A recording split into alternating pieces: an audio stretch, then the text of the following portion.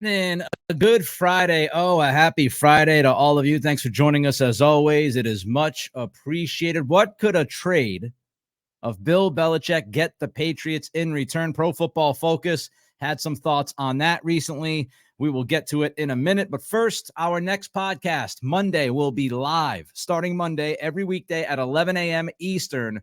We go live on YouTube. Give us that like, that thumbs up about that news. We go live starting Monday, every weekday, Monday through Friday, 11 a.m. And can we get to 200 likes on a Friday? I checked this morning. We were like 2 away on yesterday's podcast from 200. Let's try to get to 200 likes today. All right, let's jump into this. Bill Belichick will have a trade market. I've talked about this. He will have some interest. There will be interest across the NFL in Bill Belichick for his services. In the latest example of this is actually Cam Newton. Cam Newton on his 4th and 1 YouTube series. This was from Dakota Randall of Nesson earlier this week on X or Twitter, whatever you want to call it. Here's what Newton said on his 4th and 1 YouTube series. I think David Tepper, owner of the Panthers, knowing what I do know, he's hoping that he can land Belichick. That right there will be a win-win-win for David Tepper. But why would Belichick even want to join the Panthers? Quote, the thing that I know would be the enticing lure to it is because Tepper will give him everything that he would need. And also that will allow Belichick to say, you know what? Things didn't work out with the Patriots. Now I can show you I can do it somewhere else. Now we've had the Washington rumors. We've had the Chargers stuff thrown out there. We hear about Carolina as well. Adam Schefter said on the Pat McAfee show earlier this week, we discussed it, that there will be, he thinks, 7 to 10 head coach openings in the NFL this offseason. That is a bunch. 7 to 10 head coach openings. That's bananas. And let's not forget that just last year, Sean Payton was traded. And we know what Sean Payton's resume is. If Sean Payton is tradable, then so is Bill Belichick. But why would there be interest, you might ask me? Plenty of reasons. We have to take ourselves out of this New England bubble. We have to understand that the national reputation of Belichick, the national perception of Belichick, even in these last couple of years, is different than here in New England. They're not talking about Belichick in his draft resume. They're not talking about Belichick mishandling Mac Jones as much as I think he did. They're not talking about those things. Most people that are football fans that are not Patriots fans, they look at Belichick as the guy who has won 8 rings, highly respected throughout the league, has gigantic name value. You bring in Belichick, just his name puts tuchuses in seats. If you're an organization trying to sell to your fan base that next guy, 8 rings in what Belichick has accomplished throughout his NFL career, that's enough for most organizations. I'm telling you, I did national radio. I've worked in different markets. I can guarantee you that there are people right now that are Washington Commanders fans that are licking their chops at the idea of Bill Belichick being the next head coach. I can guarantee you that. And that goes for every other market that's looking for a head coach. Most of those markets, they're looking at Belichick much differently than we look at the guy. We look at post-Brady. We look at what he's done with this roster. We look at some of the in-game decisions on 4th down. Carolina Panthers fans are not dissecting Patriots games. They're not looking at last week's game saying, wait a minute, Bill Belichick decided to punt from the Giants' 37-yard line? That was the thought process? They're not thinking that.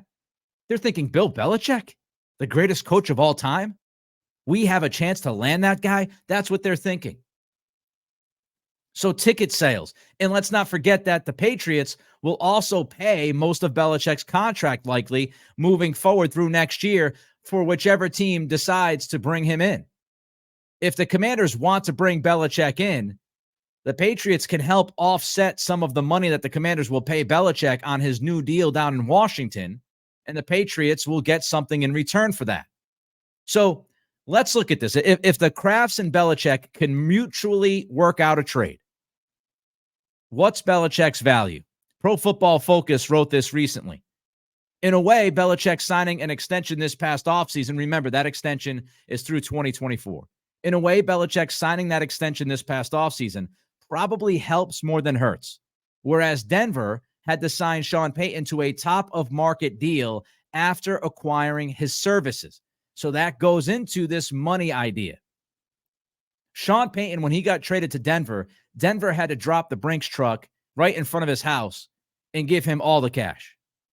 Whoever brings in Belichick doesn't necessarily have to do that because of his existing contract with the Patriots. It will be cheaper financially to bring Belichick in than it was for Denver to bring Payton in. And we all know that owners are always thinking about the money, the schkarol, right?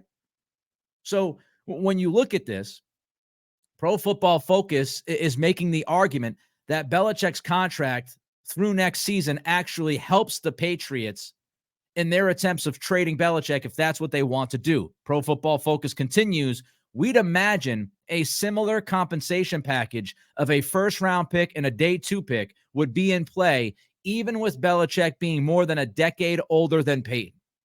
So Pro Football Focus says, look at the Sean Payton deal. Because Belichick's trade, if it happens, would have to be something similar to that.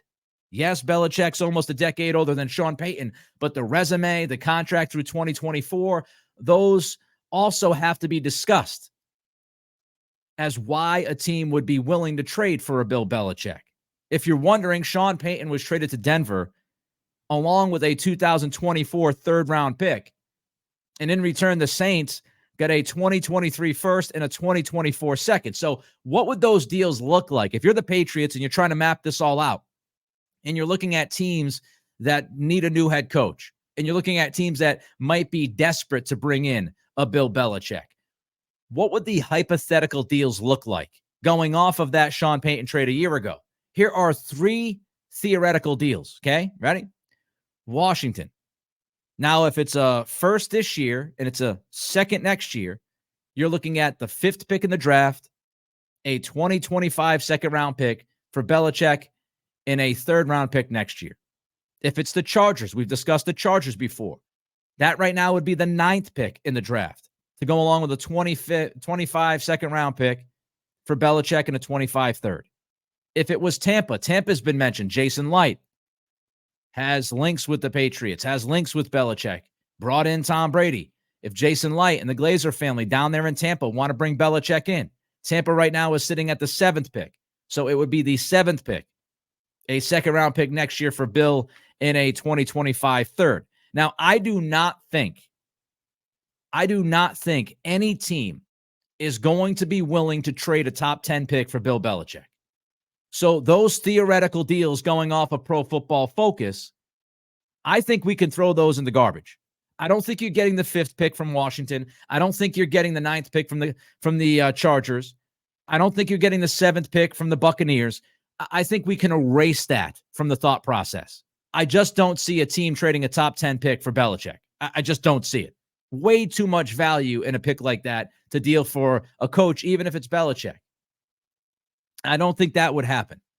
But what if you could flip the order? And what I mean by that is Sean Payton was traded to Denver for a first-round pick that draft and a second-round pick the next year. What if you flipped it? What if teams were willing to give you a second-round pick this year and a 2025 first-round pick? Would you be willing to deal with those teams if you were the Krafts? When you look at Washington and Carolina, specifically those 2 teams, right now, if the season ended, those 2 teams would have a top 5 pick in the second round. Carolina would have the top pick in the second round. If you're the Patriots and you're looking at this landscape and you say to yourself, we're going to finish with the top 3 pick.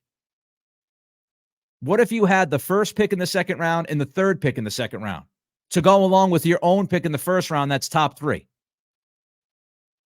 Would that work for you? Would you think about that? What if you get a top 5 second-round pick this year, and then you got a 2025 first-round pick, and you would trade Belichick in a 2025 third-round pick? I would do that. I would absolutely do that, especially if you know Belichick is walking.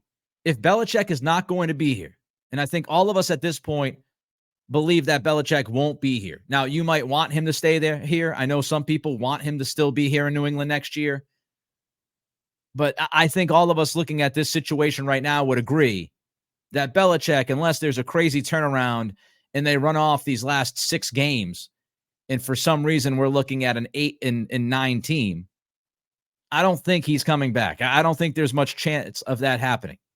So I would absolutely take a top 5 pick in the second round and a first round pick next year and trade Belichick in a third next season. I would do that trade. If you pulled the trigger on that trade with Washington or Carolina, you would have three of the top 35 picks in the draft. 3 in the top 35.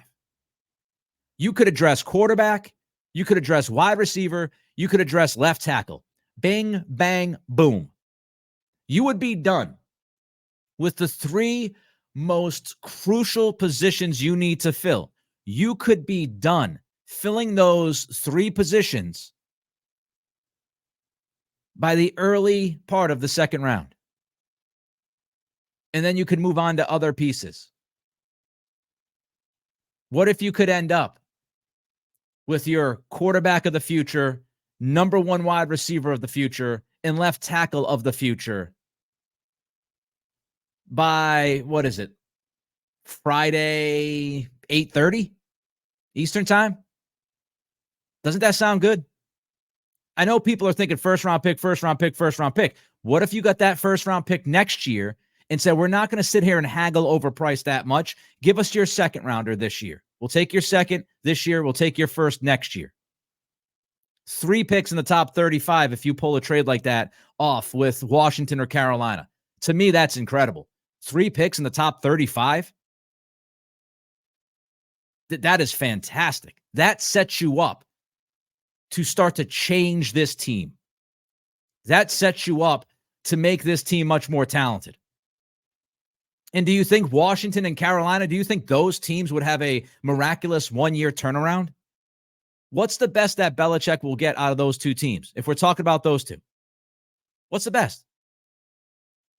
Washington, what? 7 wins, 8 wins, 9 wins? You could still get a top 10, top 15 pick next year.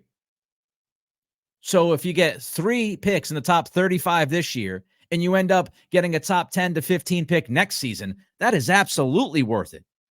2 firsts and 25.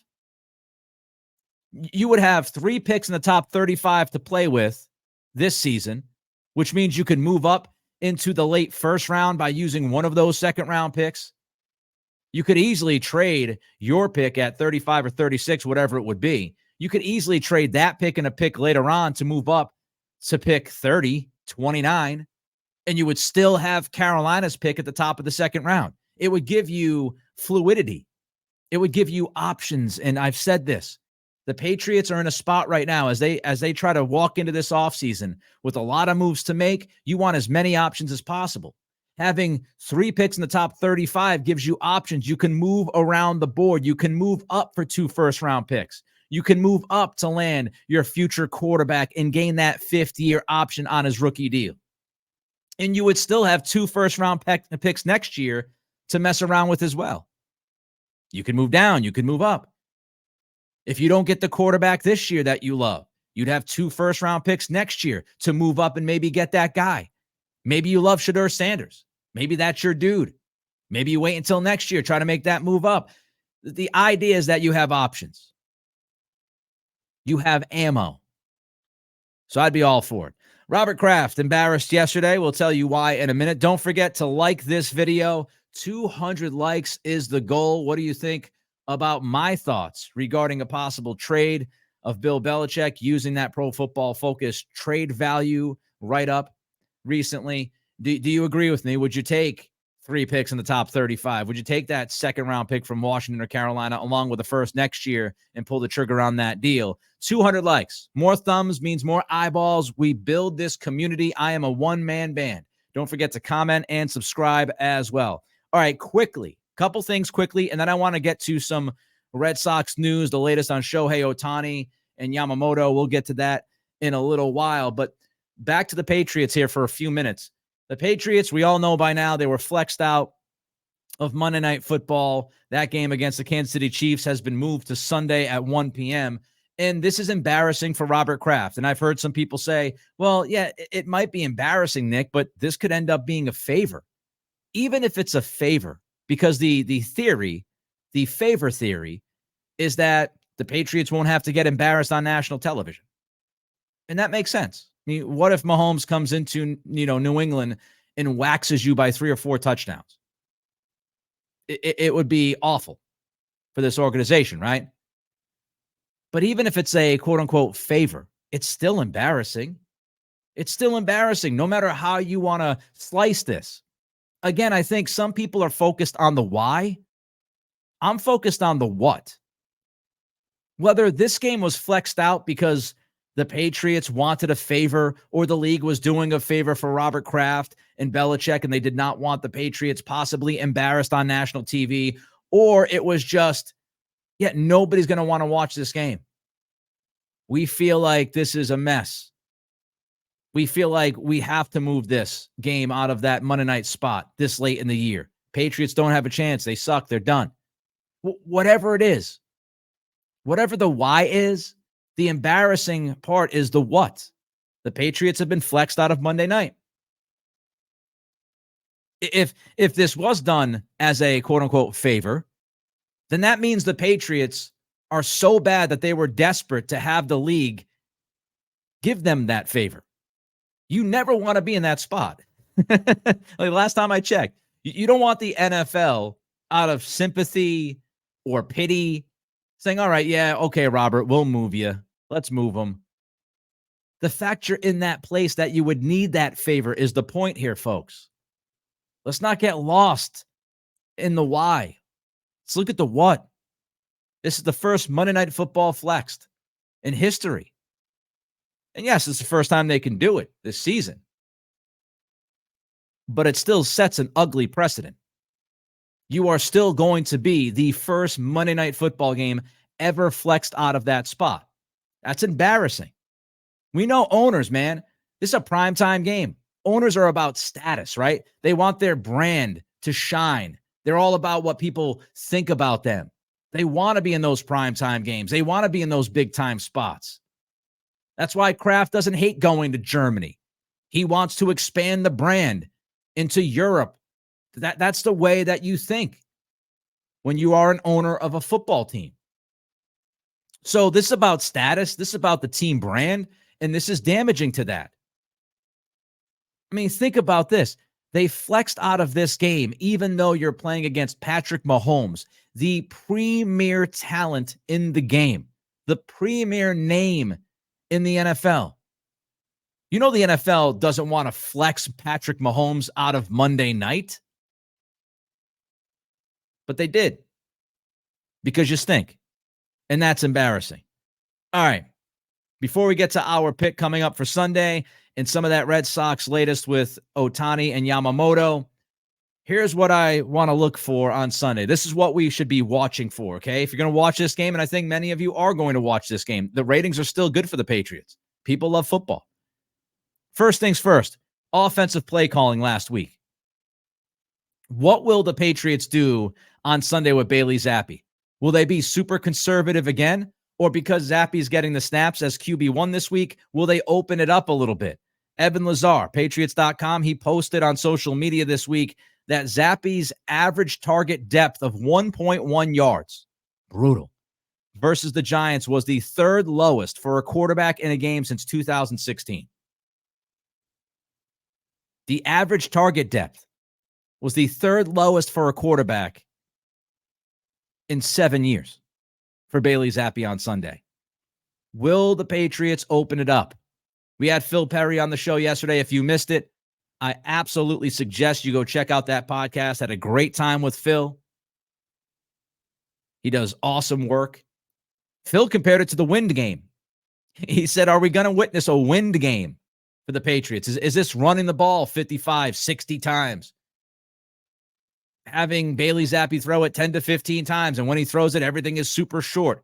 Everything is sideways. I would expect lots of play action. Zappi has been really good in play action. He was really good in play action last year especially, so I would expect O'Brien to call more play action on Sunday. Thinking about the wind game and what Phil Perry said, I think this has to be a Stevenson and Zeke Elliott game. And what hasn't made sense to me the last two games we've witnessed, this happened both times. Against the Colts in Germany, Bill O'Brien finally realized that they could run on that defense in the second half, and they did, and their offense looked different, and they were pounding the football. Same thing happened against the Giants. We talked about it on Monday. For some reason that is beyond reason to me, Bill O'Brien called for 21 pass attempts and 12 runs before the final run of the first half, which I don't really count. That thing was over. He called for 21 passes and 12 runs against the 30th ranked defense in the NFL against the run. And then in the second half, they ran the football, and they especially ran the football more on first down in the second half than they did in the first half, and the offense was different. They come out of the halftime locker room, and right away they score a touchdown because they run the football down their throat. Run the football down their throat with a few screens, a few wide receiver bubble screens. Next thing you know, they're hitting pay dirt. So why did it take a full half of football for Bill O'Brien to figure this out in the last two games? Start on Sunday with the run. Run the football from the first snap to the last snap. That's what they should be doing. The run game is good right now. Taylor Kyles from CLNS posted this on X/Twitter. The Patriots went from the league's worst rushing offense by EPA from weeks 1 to 5, to ranking third behind the Ravens and Lions since week 6, when Sidney So became the top right guard. Since week 6, this has been one of the best run games in football. Stevenson has looked like a different guy since week 6. We said that. He got his juice back. Looked like a different dude. He's been one of the only highlights about this offense. Maybe the only highlight of this offense over the last couple of weeks. Sprinkled in with some Pop Douglas from time to time. So your run game is good right now. Run the freaking football. Back to Evan Lazar on Patriots.com. He wrote, since week 6, Stevenson is averaging 3.68 yards after contact per rush attempt. That's the 7th best in football, which is more on par with his breakout second season a year ago when he averaged 3.81. Stevenson is now gaining 1.6 yards before contact per rush compared to 0.6 average in the first 5 weeks. So the line, yes, the line is doing much better. The line is doing its job. It's not get the football and immediately get hit by somebody. And this is a good matchup. The Chargers 19th in opponents' rushing yards per carry, over 4 yards a carry against them. 14th in rushing yards per game. Lazar writes that since 2021, when Brandon Staley took over in L.A., Chargers ranked 31st in expected points added against the run and are in the bottom half of the league once again this season, 21st. Not a good run defense. Run the football. Third thing I'm watching for, Justin Herbert versus Belichick. 50% completion percentage, 2 touchdowns, 4 picks. His passer rating is 52.8. He has lost both games against the Bill Belichick Patriots that he has started. So Belichick has success against Justin Herbert. Will that continue on Sunday? Can New England's defense limit big plays? That goes hand in hand with the last point. Have to make sure that you are disciplined. Linebackers against Austin Eckler. Very tough challenge. That dude is incredibly talented. Justin Herbert extending plays. You have to make sure that you have none of these missed tackles we've seen. You can't blow coverages. And J.C. Jackson, will he continue to be awful? Because he's been awful. And can the Patriots eliminate Khalil Mack? There's no Joey Bosa. Can you eliminate Khalil Mack from this game? Mack's been great this season. 13 sacks, 54 pressures. Can you take him out of the game? Or is Khalil Mack going to have a Micah Parsons-like performance from earlier this year when you allowed Micah Parsons to destroy you? All right, our game pick coming up and some big Red Sox news as well. But don't forget, we're going live on Monday on the YouTube channel, 11 a.m. Eastern, Monday through Friday, every weekday. We're going live, baby. Give us that thumbs up. We're looking for 200 likes on today's show. Like, comment, and subscribe. So the line in this game, and if you're wondering, I'm now 5-6 against the spread this year. Last year, I think I was 15-2 last year against the spread. This year, hey, it is what it is. 5-6 against the spread. Chargers minus 5.5 is the line. The over-under is 40.5. My edict from weeks ago, I'm standing by that. I said I would bet against the Patriots until they win on the field. I'm going with the Chargers minus 5.5. I would take the under with so many unknowns regarding the Patriots offense. All right, let's get into the Red Sox news before we wrap this up and walk into our weekend. Hopefully all of you have a great weekend. Jeff Passan, ESPN, reporting that the Red Sox have turned their focus away from Shohei Ohtani. I'm not surprised by this. If you've watched this podcast consistently, you know that I've said Shohei Ohtani should not be the number one target. Ohtani should not be the guy that the Red Sox are looking at and drooling and saying, we have to get that guy by any means necessary. And I understand Ohtani's greatness. There's no denying that dude is unfreaking believable. I get it. But the number one priority for this baseball team this offseason is pitching. You don't know if Ohtani's going to pitch ever again. You don't know if he's going to pitch 2 years from now, 3 years from now. You have no idea. He's definitely not going to pitch in 2024. Your number one priority, your number one weakness on this roster is front of the rotation pitching. Ohtani does not fill that void for you. He just doesn't. So with that in mind, you can't put Ohtani at the top of your list. Look, you're not going to sign Ohtani and Yamamoto. You're not going to sign Ohtani to a gigantic contract and then spend money on another gigantic contract. Red Sox, yes, they should spend. They need to spend. They haven't spent in the last couple of years nearly as much as they have done before then, when they were actually winning World Series.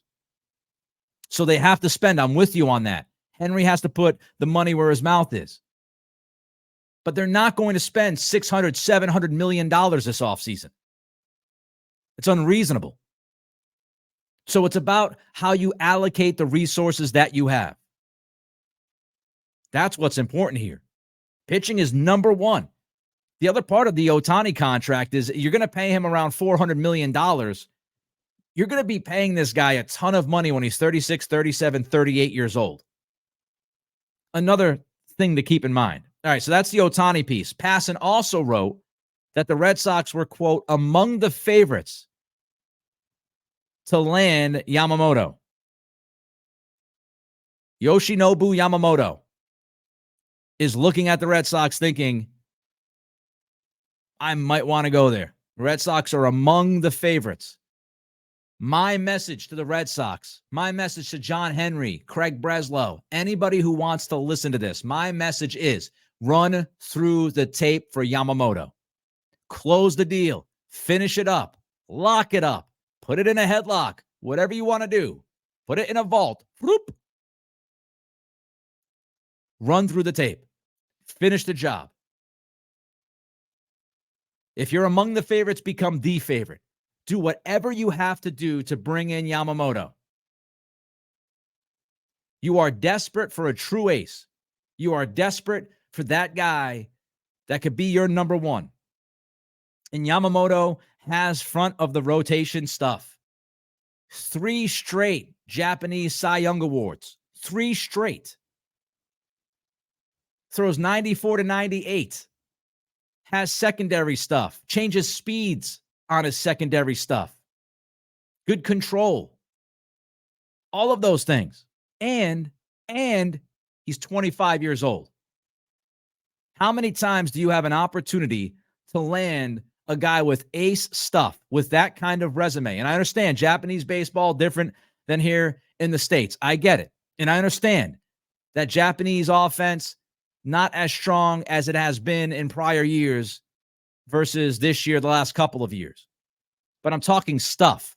Read everything. I've read everything I can about Yamamoto. Read what scouts have to say. Almost every single scout agrees that he's better than Senga. Almost every scout believes this guy is, if he's not a number one, he's at worst a number 2. The stuff translates. You throw 94 to 98, you throw 94 to 98. You throw the curveball that he throws, that just drops right down, holds it differently as well. He's got a little bit of a different grip on the curve. The changing of the speeds, the control, the track record. Everybody that I read, everybody that I listen to, everybody that I watch says that this guy is can't miss. Does it mean he's going to be a guaranteed stud? Of course not. You always leave the slight chance, right? But across the game, people agree that this guy is a dude. And he's 25 years old. He's 25. How many times are you going to have the chance? to land somebody with his talent at the front of the rotation and they're 25 years old. Doesn't happen. Guys get locked up until they're 28, 29, 30 years old. You can give him an 8-year deal. He's still in his early 30s when the deal's coming up. Yamamoto should be the number one target. Run through the tape, finish the job, bring that guy to Boston. All right, that'll do it on this Friday. Everybody have a great, safe, fun weekend. I'm going to have a fun weekend. Of course, college football championship weekend starting tonight with Washington and Oregon. If you're, a Patriots fan, you're wondering about quarterbacks, Bo Nix tonight against Penix. You can watch that. So it should be a great weekend. Everybody enjoy yourself. We'll be back on Monday live at 11 a.m. right here on YouTube. It's the Nick Cattle Show.